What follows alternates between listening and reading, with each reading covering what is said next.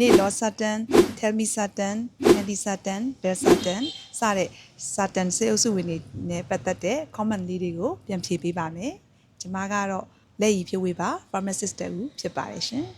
။ဒီ Sartan အုပ်စုဝင်တွေက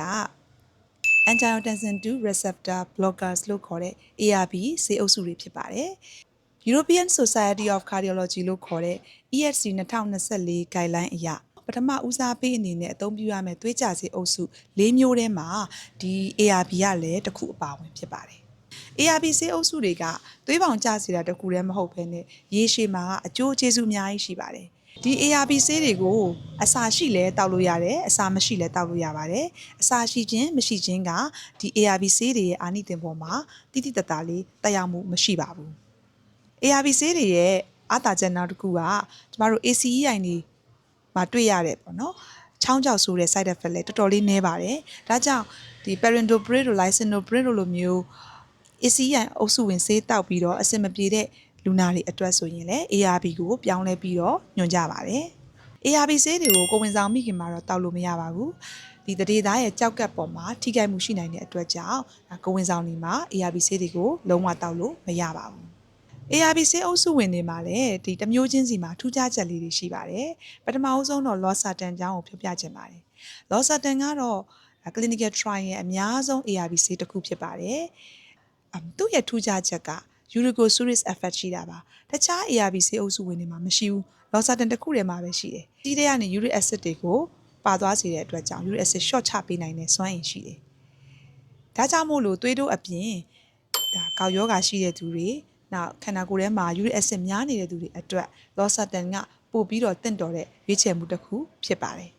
သူ half life တိုးတယ်6နာရီကနေ9နာရီလောက်ပဲရှိတယ်ဒါကြောင့်တချို့လူနာတွေမှာတော့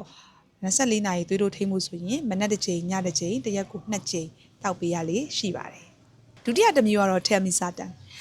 Telmisartan ကိုတော့ Losartan ရဲ့ molecule structure ပေါ်မှာအခြေခံပြီးတော့ဒါ modify လုပ်လိုက်တာပေါ့နော်ဒီလို modify လုပ်လိုက်တဲ့အခါဘာတွေကောင်းသွားလဲဆိုတော့ half life သက်တမ်းအရန်ကြာသွားတယ်နောက်အစီအမပြောင်းဝင်တဲ့ lipophilicity နှုန်းလည်းမြင့်သွားတယ် bioavailability လည်းတခြား ARB တွေထက်ပိုပြီးတော့မြင့်သွားတယ်24နာရီပတ်လုံးသွေးပေါင်ချိန်ကိုထိန်းတဲ့နေရာမှာဒါ Telmisartan ကနာမည်ကြီးတယ် Telmisartan ကိုတောက်ထားလိုက်တယ်ဆိုရင်နောက်တစ်နေ့မနက်ထိသွေးပေါင်ချိန်ကို stable ဖြစ်အောင်တည်ငြိမ်အောင်လို့သူကထိန်းထားပေးနိုင်တဲ့နေရာမှာ Losartan တက်ပို့ပြီးတော့အားတာတယ်အထူးသဖြင့်တော့ early morning surge လိုမျိုးပေါ့နော်မနက်ခင်းအစောပိုင်းမှာတချို့သွေးတိုးဝေဒနာရှင်တွေကသွေးဆောင်တိုးတတ်တယ်ဒီလို early morning surge ကို control ရဖို့ဆိုရင် Telmisartan ကတခြား ARB အုပ်စုဝင်တွေထက်ပိုပြီးတော့ကောင်းတဲ့ရွေးချယ်မှုတစ်ခုဖြစ်ပါတယ်ပို့ပြီး molecular structure ကို modify လုပ်လိုက်တဲ့အတွက်ကြောင့်ဘာကောင်းသွားလဲဆိုရင်ဒီစီကြိုကြဆေးတွေမှာတွေ့ရတဲ့ insulin တုံ့ပြန်မှုအားကောင်းစေတဲ့ effect ကိုလည်းရသွားတယ်။နောက်ဒီ metabolic benefit ပေါ့နော်ခန္ဓာကိုယ်ထဲမှာဒီ glucose နဲ့ lipid metabolism ပေါ်မှာလည်း benefits တွေကောင်းကျိုးတွေတက်ရောက်မှုရှိပါတယ်။ Telmisartan ရဲ့အားသာချက်ဖြစ်ပါတယ်။ risk များတဲ့ high risk patient တွေအထူးသဖြင့်ဒီသွေးတိုးအပြင်ဒီစီကြိုရှိတဲ့သူတွေနောက်နှလုံးသွေးကြောချင်းရှိတဲ့သူလေဖြတ်ဖူးတဲ့သူတွေမှာ Telmisartan ကသွေးတိုးအပြင်နှလုံး heart attack ဖြစ်နိုင်ခြေလေဖြတ်နိုင်ခြေကိုတိတိတတ်တာလေး short ချပေးနိုင်တဲ့ARB အုပ်စုဝင်ဆေးဖြစ်တယ်ဆိုပြီးတော့ FDA ကအတိအမှတ်ပြုထားပါတယ်နောက်ထပ် ARB ဆေးတွေကတော့ Valsartan နဲ့ Candisartan ဖြစ်ပါတယ်ဒီ Valsartan နဲ့ Candisartan တွေကheart failure evidence မှာတော်တော်လေးအထောက်အထားကောင်းတယ်ဆေးတွေဖြစ်ပါတယ်ဒါကြောင့်မို့လို့ဒါသွေးတိုးအပြင် myocardial infarct လိုမျိုးနှလုံးတက်တာပုတ်ဖူးတဲ့သူတွေ heart failure risk ရှိတဲ့သူတွေမှာကြတော့ဒီ Valsartan Candisartan ကပို့ပြီးတော့ကောင်းတဲ့ဦးစားပေးရွေးချယ်ရတဲ့ဆေးဖြစ်ပါတယ် Valsartan ကတော့ half life တိတ်မများဘူး12နာရီဝန်းကျင်လောက်ပဲရှိတယ်ဒါကြောင့်သွေးတိုးပြင်းနေဆိုရင်တော့သူကတစ်ရက်ကို2ကြိမ်လောက်ထိတောက်ရလေးရှိတယ် Candisartan ကကြတော့ထူးခြားချက်ကသူက insurmountable antagonist လို့ပြောလို့ရတယ်ပေါ့နော်သူက receptor binding site မှာကလုံးဝဆွဲမြဲနေအောင်လို့ဒီ angiotensin တွေလုံးဝမတွက်ကတ်နိုင်အောင်လို့ binding site area မှာပြင်းပြင်းထန်ထန်လေး block လုပ်ပေးနိုင်တဲ့အာနိသင်ပိုပြင်းတယ်ဒါကြောင့် Candisartan ရဲ့ထူးခြားချက်ကဆေးအာနိသင်တည်ငြိမ်တဲ့နေရာမှာအရန်ကိုကောင်းတယ်ဒီ blood pressure control ထိန်းပေးတဲ့နေရာမှာအရန် stable ဖြစ်တယ်တော်တော်လေးကောင်းတဲ့အချက်ပေါ့နော်နောက်တစ်ခုကတော့ Olmesartan ဒီ Olmesartan ကတော့ prodrug ပါ